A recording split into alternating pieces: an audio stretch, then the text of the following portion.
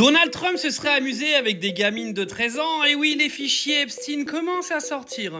Alors je vais te lire quelques fichiers qui sont sortis sur Donald Trump aujourd'hui, et même un qui concerne Elon Musk.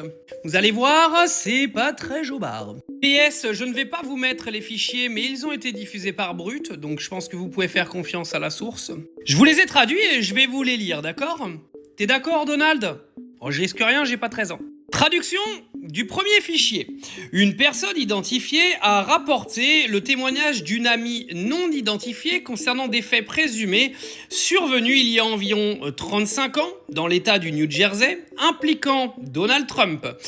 Selon ce témoignage, l'amie aurait été âgée d'environ 13 à 14 ans au moment des faits et aurait été contrainte à des fellations sur Donald Trump.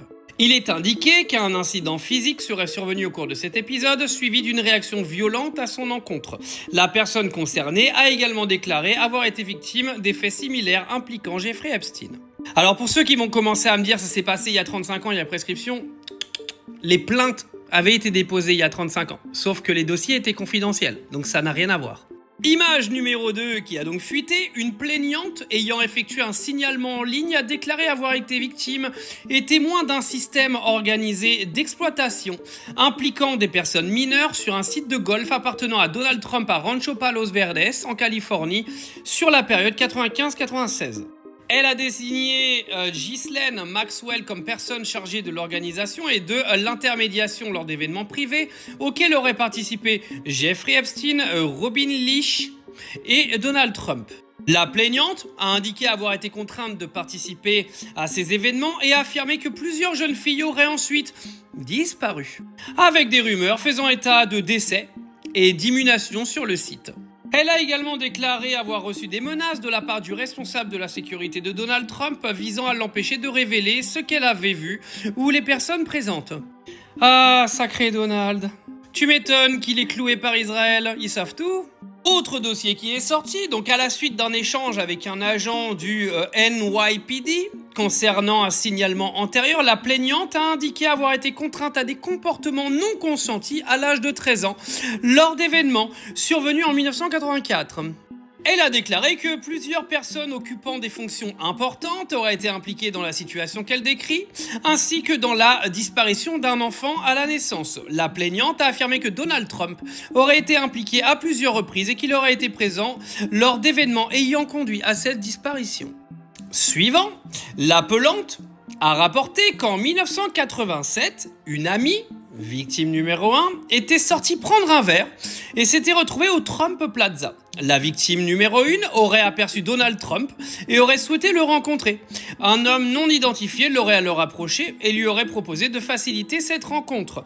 Après avoir consommé une boisson, la victime 1 se serait réveillée nue, avec des douleurs physiques et aurait trouvé $300 déposés sur le lit.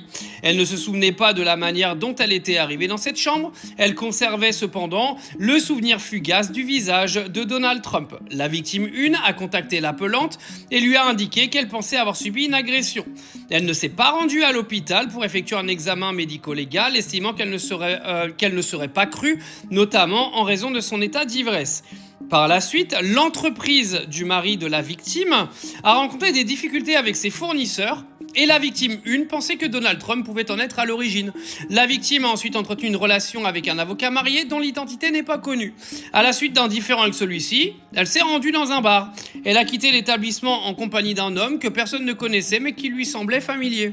La victime n'a jamais plus été revue. Plusieurs années plus tard, des restes correspondant à la description de ses vêtements qu'elle portait au moment de sa disparition ont été découverts. Les analyses ADN effectuées à l'époque n'avaient pas permis d'établir de telles conclusions. Dernière image, il est rapporté que Donald Trump aurait organisé à Mar-a-Lago des rassemblements privés désignés sur l'appellation Calendar Girls. Jeffrey Epstein aurait amené de jeunes participantes à ces événements au cours duquel une sélection aurait eu lieu. Des méthodes d'évaluation intrusives sont mentionnées. Les participants auraient majoritairement été des hommes plus âgés et incluraient notamment Elon Musk ainsi que Donald Trump, Ivanka Trump et Eric Trump. Les avocats Alan Dershowitz et Bob Shapiro sont également cités comme ayant été présents. Des déclarantes affirment avoir été isolées dans des pièces et contraintes à des comportements non consentis. L'une d'elles indique avoir été âgée de 13 ans lors des événements impliquant Donald Trump. Bisous.